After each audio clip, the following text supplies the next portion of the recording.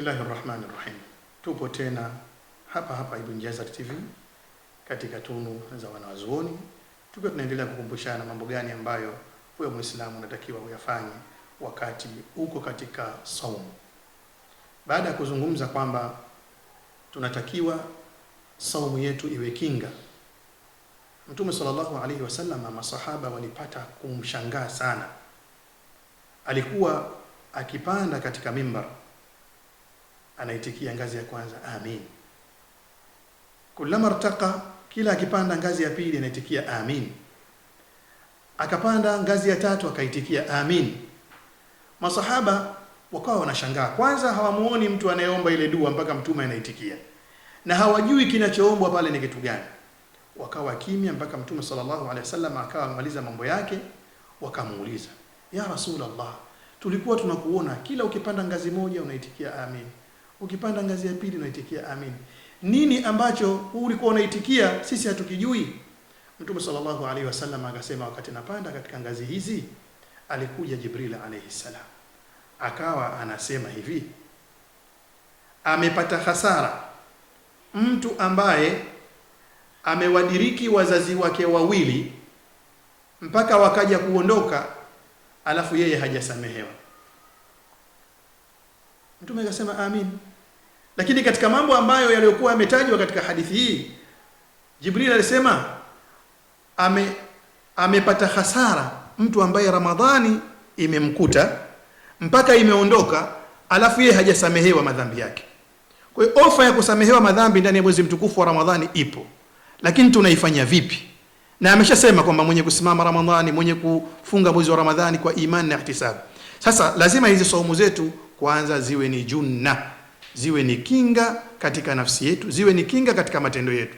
Na ndio maana Mtume sallallahu alaihi wasallam katika kuonyesha kwamba saumu hizi zinaweza kuwa kinga kwetu sisi, alipata pa kusema, akasema, fa idha kana yawmu sawmi ahadikum, katika ile operation ya saumu, mtu akiwa siku yake ile ndio amefunga, basi fala yaskhab fala yarfath, mtu huyo asiseme maneno mabaya, mtu huyo asipayuke. Hii ni moja katika utendaji mzuri wa kufikia katika ghufira lahu ma taqaddama. Hii ni moja katika utendaji mzuri wa kufikia la'allakum tattaqun.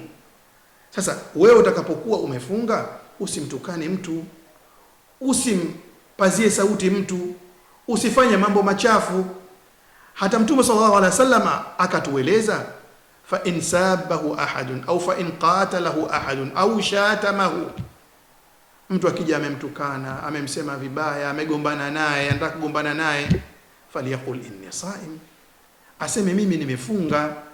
Kwa sababu saumu inamfanya mtu asiweze kufanya hayo mambo machafu.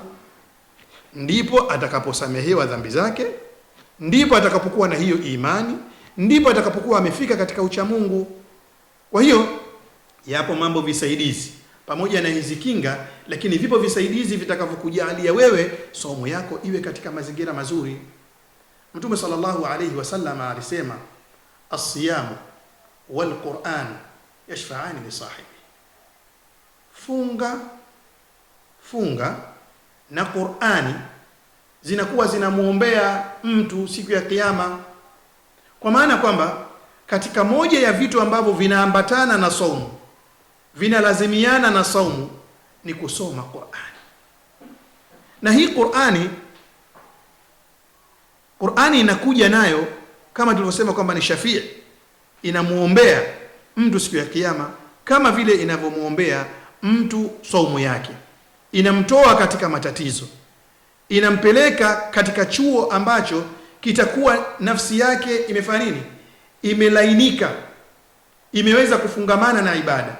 Kwa sababu Qur'ani yenyewe, kama Mwenyezi Mungu Subhanahu wa Ta'ala alivyosema kwamba tumeiteremsha katika mwezi wa Ramadhani, shahru Ramadhan alladhi unzila fihi alquran, yani mwezi ule wa Ramadhani Mwenyezi Mungu Subhanahu wa Ta'ala katika namna ya kufahamisha mwezi wa Ramadhani akasema ndio mwezi ambao umeshuka Qur'ani.